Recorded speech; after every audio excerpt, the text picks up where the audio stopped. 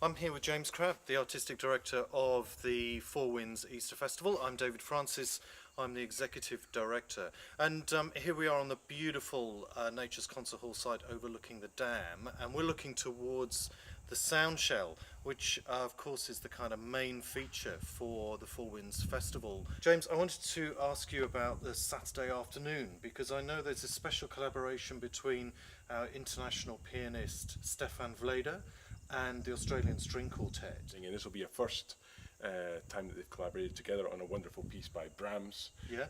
And I think just putting that kind of level of musicianship together is always going to create fantastic results. So for people who don't know Brahms's music, what kind of experience can they expect? Oh, well, Brahms' music is full of romance, turbulence. There's incredible, he's got incredible use of themes, of melodies, which really transport you into this tumultuous kind of world of emotions. You know, the theme of the festival is discovery. It's not just discovering new music, but also new artists, and also perhaps discovering some of the emotional content that you have yourself, which is drawn out through the music making.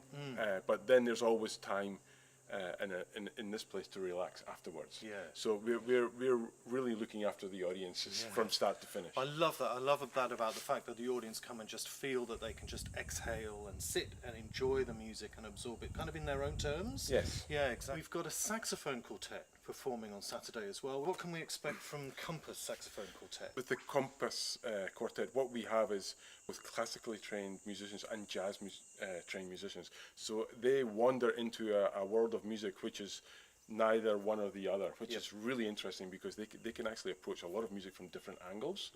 Yeah.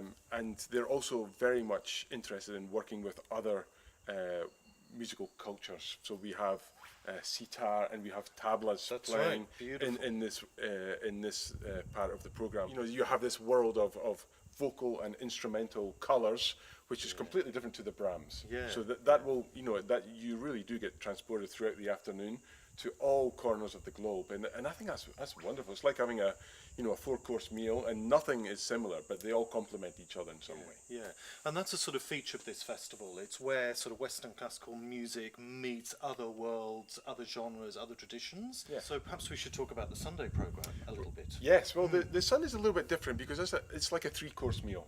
So the Saturday you have a lot more tapas to entertain yourself with. And all delicious, by the way. Yeah. But the Sunday Beethoven in the Bush is really a 3-course meal. Starts with Riley Lee and the Enigma String Quartet. They've commissioned a whole series of pieces from Australian composers, and we'll be presenting 5 of those works, which are all based on the elements.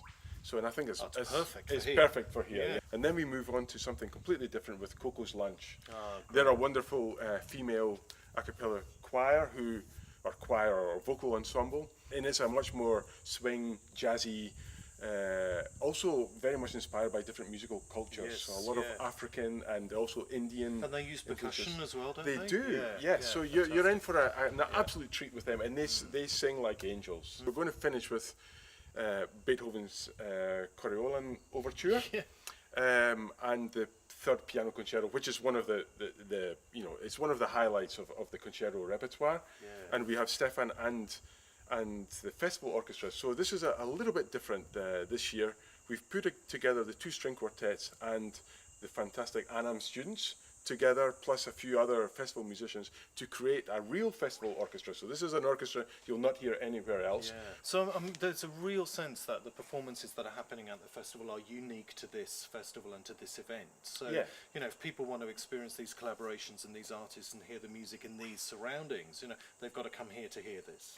That's right. And again, that's the discovery of it. It's not just discovering new artists, but it's also in new compilations and constellations. I think the wonderful thing about the Sunday program is it's a 3-course meal. It means that people can also travel from further afield if they only have the Sunday free.